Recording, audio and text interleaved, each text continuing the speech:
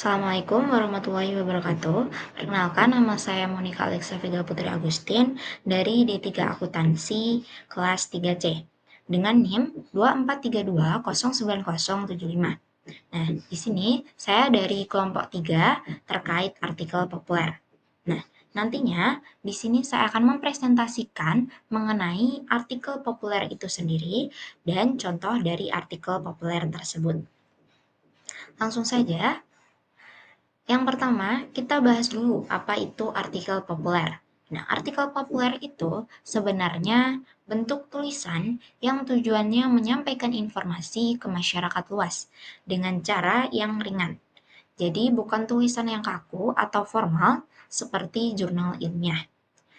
Jadi, intinya, artikel populer itu menggunakan bahasa yang sederhana agar semua orang bisa memahami dan isinya tetap benar karena berdasarkan fakta. Nah, selanjutnya yaitu ciri-ciri artikel populer. Ada beberapa ciri yang menandakan suatu tulisan tersebut termasuk artikel populer. Nah, yang pertama yaitu bahasanya mudah dipahami dan komunikatif. Selanjutnya, berdasarkan fakta atau data. Nah, jadi meskipun bahasanya ringan, isinya tidak boleh asal-asalan. Tetap harus ada data atau referensinya. Nah, selanjutnya ditunjukkan untuk pembaca umum. Nah, jadi tidak menggunakan istilah teknis yang harus googling terlebih dahulu. Nah, selanjutnya, gaya penulisannya ringan dan tidak terlalu formal. Nah, jadi penulisannya itu lebih santai, kadang seperti bercerita atau bahkan seperti mengobrol dengan pembaca.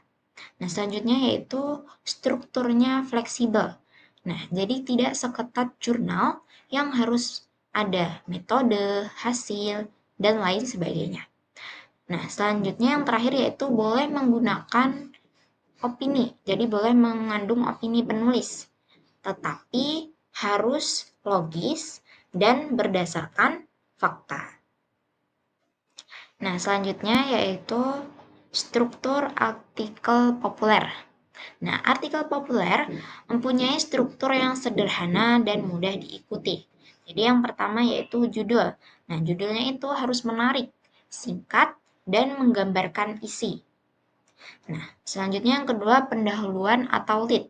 Nah, bagian ini tujuannya yaitu memancing rasa ingin tahu pembaca. Jadi misalnya, pernahkah kamu merasa lebih sering mengantuk ketika hujan turun? Ternyata ada alasan ilmiahnya loh. Nah, dari situ pembaca akan mudah tertarik. Nah, selanjutnya yaitu isi atau pembahasan. Nah, di sini penulis menjelaskan data, fakta, dan penjelasan. Jadi bisa diselipkan contoh, cerita singkat, atau data ringan lainnya. Nah, selanjutnya itu penutup atau kesimpulan. Nah, biasanya di sini merangkum kembali informasi atau memberikan saran ringan. Nah, dan yang terakhir yaitu visual atau opsional. Nah, bisa disertakan gambar atau ilustrasi yang dipakai untuk memperjelas. Nah, dari struktur ini membuat artikel lebih mudah diikuti oleh pembaca. Nah, selanjutnya di sini yaitu pengertian artikel populer. Nah, seperti yang saya jelaskan tadi, artikel populer itu adalah tulisan yang menyajikan informasi atau penjelasan tentang suatu topik dengan bahasa yang ringan, menarik, dan mudah dipahami oleh masyarakat. Jadi meskipun menggunakan data atau hasil penelitian, penyampaiannya itu tidak kaku, tidak seperti ilmiah yang rumit. Nah, tujuan utamanya adalah memberikan pengetahuan, mengedukasi, atau mempengaruhi pembaca melalui cara penyampaian yang komunikatif dan menarik. Nah, kemudian selanjutnya yaitu tujuan artikel populer. Nah, artikel populer dibuat bukan hanya untuk dibaca, tetapi untuk berperan sebagai media komunikasi yang mudah. Nah, jadi tujuannya itu yang pertama yaitu menyampaikan informasi secara sederhana. Selanjutnya, meningkatkan literasi. Jadi, masyarakat jadi tahu hal-hal penting tanpa harus membaca penelitian yang panjang. Selanjutnya yang ketiga, menghubungkan dunia ilmiah dengan masyarakat. Jadi banyak penelitian bagus, tetapi tidak dipahami publik. Nah, dari artikel populer inilah menjembatani itu. Nah, selanjutnya yang keempat, sebagai sarana opini penulis. Nah, misalnya, penulis ingin memberi pandangan tentang kesehatan mental, gaya hidup, atau isu sosial. Nah, jadi artikel populer ini benar-benar berfungsi menyederhanakan informasi penting untuk masyarakat luas. Nah, dan yang terakhir di sini yaitu langkah-langkah menulis artikel populer. Yang pertama yaitu menentukan topik. Jadi, memilih topik yang menarik, relevan, dan sesuai dengan minat atau kebutuhan pembaca. Jadi, sebaiknya itu aktual atau dekat dengan kehidupan sehari-hari agar mudah dipahami dan juga menarik perhatian. Nah, yang kedua yaitu mengumpulkan informasi. Jadi, mencari data, fakta, contoh, atau referensi yang akurat. Nah, kemudian yang ketiga, membuat kerangka artikel. Jadi, membuat garis besar tulisan agar lebih terstruktur. Nah, biasanya kerangka meliputi judul, pendahuluan, isi, pembahasan, dan yang terakhir yaitu penutup. Nah, yang keempat yaitu menulis pendahuluan. Nah, tulis paragraf pembuka yang menarik. Bisa berupa fakta, pertanyaan, atau fenomena yang memancing rasa ingin tahu pembaca. Nah, selanjutnya yang kelima yaitu menulis isi atau pembahasan. Nah, jadi jelaskan topik secara jelas dan runtut dengan bahasa yang ringan. Bisa disertakan contoh, ilustrasi, atau data pendukung agar mudah dipahami. Nah, selanjutnya yang keenam yaitu menulis penutup. Nah, jadi buat kesimpulan yang singkat atau pesan utamanya. Bisa juga memberi ajakan atau rekomendasi kepada pembaca. Nah, selanjutnya yang terakhir yaitu mengedit dan merevisi. Nah, periksa kembali tulisan dari tata bahasa, ejaan, alur, dan kejelasan informasi. Dan pastikan artikel mudah dibaca dan dipahami. Nah, materi ini saya ambil dari artikel Suwardi tahun 2010 terkait menulis artikel populer. Nah, selanjutnya di sini saya akan membahas mengenai contoh artikel populer. Nah, di sini saya mengambil artikel berjudul Kuliah, Karir, atau Konten Kreator, Dilema Anak Zaman Sekarang. Nah, di sini fenomena ini sering terjadi sekarang. Nah, perkembangan teknologi membuat pilihan karir anak mudah semakin luas. Dulu jalannya sederhana, sekolah, kuliah, lalu kerja. Nah, sekarang banyak remaja dan Gen Z menghadapi dilema. Apakah melanjutkan kuliah, langsung kerja, atau menjadi konten kreator. Nah, semua pilihan ini terlihat menjanjikan, tapi masing-masing mempunyai konsekuensi. Misalnya kuliah memberi gelar, kerja membeli pengalaman langsung, sedangkan menjadi konten kreator bisa fleksibel dan kreatif, tapi penuh persaingan. Nah, di slide ini mengajak kita memahami konteks dilema ini sebelum membahas tiap jalur secara lebih detail. Nah, selanjutnya yaitu sekarang kita bahas jalur pertama, yaitu kuliah. Nah, kuliah masih dianggap investasi masa depan karena memberikan pendidikan formal, gelar, dan pemahaman teori yang dibutuhkan untuk pekerjaan tertentu, seperti akuntansi, hukum, kesehatan, atau manajemen. Nah, selain itu, kampus juga menjadi tempat membangun relasi, mengikuti organisasi, dan mengembangkan soft skill.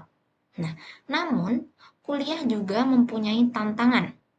Biayanya cukup besar, durasinya lama, dan gelar tidak selalu menjamin langsung mendapatkan pekerjaan. Meski begitu, banyak perusahaan yang tetap menetapkan S1 sebagai standar minimal untuk jenjang karir yang baik. Jadi, kuliah bisa dilihat sebagai investasi jangka panjang untuk karir. Nah, selanjutnya yaitu jalur kedua adalah langsung kerja. Banyak anak muda yang memilih ini agar segera mandiri, menghasilkan uang, dan membantu keluarga.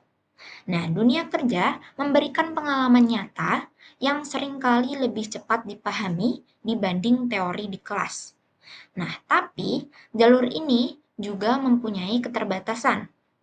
Jadi, banyak posisi yang membutuhkan gelar. Jadi, tanpa pendidikan tinggi, peluang promosi bisa lebih sempit. Resiko salah memilih pekerjaan juga lebih tinggi. Jadi kita belum benar-benar mengenal diri sendiri dan minat. Nah, jadi jalur ini menekankan praktik langsung, tapi tetap membutuhkan perencanaan yang matang.